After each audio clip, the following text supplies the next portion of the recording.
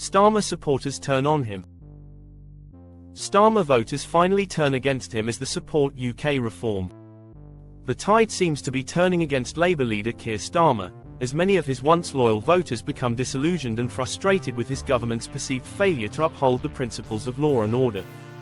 These voters see Starmer's soft stance on crime and his party's focus on identity politics as abandoning their concerns, and they are now looking to Reform UK as a viable alternative.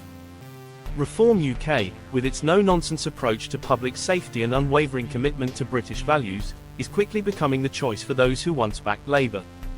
Starmer voters are fed up with broken promises and a government more interested in political correctness than public safety. This exodus could be the beginning of a seismic shift in British politics. Starmer's perceived lack of leadership on law and order has been a major point of criticism. The perception of selective policing has become a flashpoint for criticism, with increasing voices accusing his government of creating a two-tier system and law enforcement. Whether intentional or not, instances where police appear to favour certain groups over others are fueling public frustration. Many now view Starmer's administration as incapable of ensuring equal justice, sparking fears that law enforcement is guided more by identity politics than by impartial law and order. The result is a growing erosion of public trust, with citizens feeling vulnerable and unprotected as if the government has simply lost its grip on public safety. Critics argue that Starmer's Labour Party has become so consumed with identity politics that it's lost sight of national unity and equal treatment. By prioritising optics over action, they contend that the government has deepened divides rather than bridging them, creating an environment where law enforcement appears hesitant to act decisively, seemingly prioritising potential backlash over enforcing the law.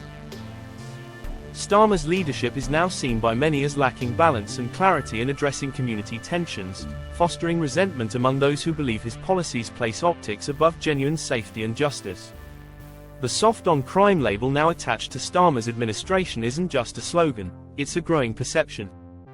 His critics argue that Labour's policies are too lenient, undermining public safety, and that law enforcement agencies appear passive or even biased in their application of justice. Starmer's Labour is frequently accused of weakness on law and order, and high-profile incidents only reinforce that view.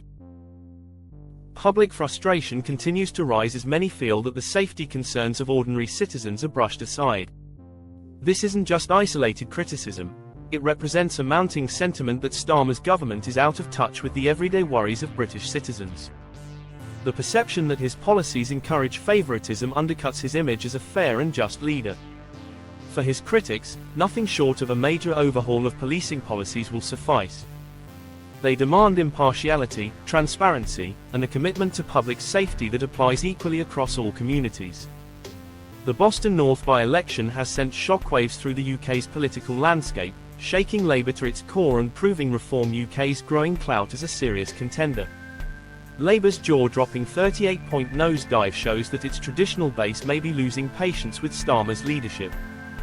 This frustration appears to stem from Labour's perceived mishandling of key issues such as rising crime, the cost of living crisis, and public safety. All areas where Labour's promises may feel like empty rhetoric to voters facing real-world problems. This dramatic loss of support exposes a weakness in Labour's once ironclad hold on working-class areas where many now view the party as detached from their everyday struggles.